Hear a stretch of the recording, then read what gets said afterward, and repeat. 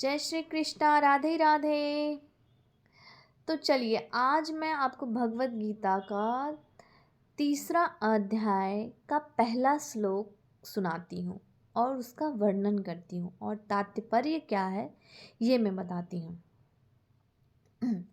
अर्जुन उवाच जयायसी चेत कर्मणः ते मता बुद्धि जनार्दन तत किं कर्मणि घोरे मां नियोजयसि केशव। अब क्या कहा अर्जुन ने, सुनिए। अर्जुन ने कहा, हे जनार्दन, हे केशव, यदि आप बुद्धि को सकाम कर्म से श्रेष्ठ समझते हैं तो फिर आप मुझे इस घोर युद्ध में क्यों लगाना चाहते हैं। अब देखिए तात्पर्य क्या है। श्री भगवान कृष्ण ने पिछले अध्याय में अपने घनिष्ठ मित्र अर्जुन को संसार के शोक सागर से उबारने के उद्देश्य से आत्मा के स्वरूप का विशद वर्णन किया है और आत्म साक्षात्कार के जिस मार्ग की संस्तुति की है वह है बुद्धि योग या कृष्ण भावनामृत। कभी कभी भावनामृत को भूल से जड़ता समझ लिया जाता है और ऐसी भ्रांत धारणा वाला मनुष्य भगवान कृष्ण के नाम जप द्वारा पूर्णतया कृष्ण भावना भावित होने के लिए प्रायः एकांत स्थान में चला जाता है। किंतु कृष्ण भावनामृत दर्शन में प्रशिक्षित हुए बिना एकांत स्थान में कृष्ण नाम जप करना ठीक नहीं। इससे अबोध जनता से केवल सस्ती प्रशंसा प्राप्त हो सकेगी। अर्जुन को भी कृष्ण भावनामृत या बुद्धि योग ऐसा लगा मानो वह सक्रिय जीवन से संन्यास लेकर एकांत स्थान में तपस्या का अभ्यास हो।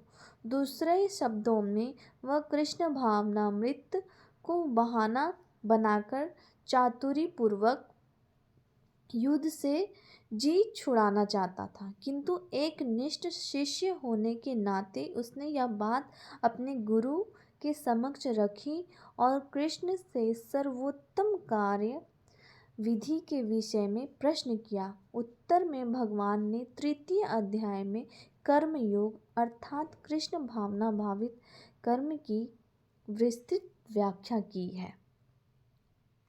अब इससे आगे जानना है हमें। अब क्या है इसके बाद का श्लोक, ये सुनिए। ये दूसरा श्लोक है। व्यामिश्रेण इव वाक्येन बुद्धिं मोह्यसि इव मे तत एकं वद निश्चित्य येन श्रेयः अहम् आप्नुयाम्। अब देखिए क्या कहते हैं, मतलब क्या है।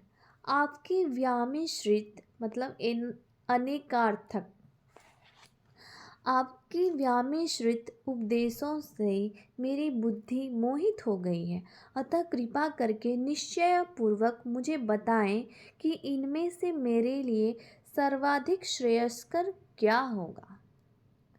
तात्पर्य ये है, आपकी व्यामिश्रित पिछले अध्याय में भगवत गीता के उपक्रम के रूप में सांख्य योग, बुद्धि योग, बुद्धि द्वारा इंद्रिय निग्रह, निष्काम कर्म योग तथा नवदीक्षित की स्थिति जैसे विभिन्न मार्गों का वर्णन किया गया है। किंतु उसमें तारतम्य नहीं था।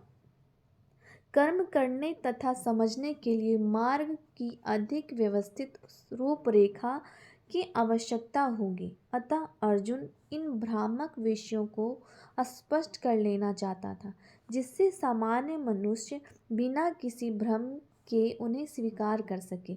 यद्यपि श्री कृष्ण वाक् चातुरी से अर्जुन को चकराना नहीं चाहते थे, किंतु अर्जुन यह नहीं समझ सका कि कृष्ण भावना मृत क्या है, जड़ता है या सक्रिय सेवा। दूसरे शब्दों में अपने प्रश्नों से वह उन समस्त शिष्यों के लिए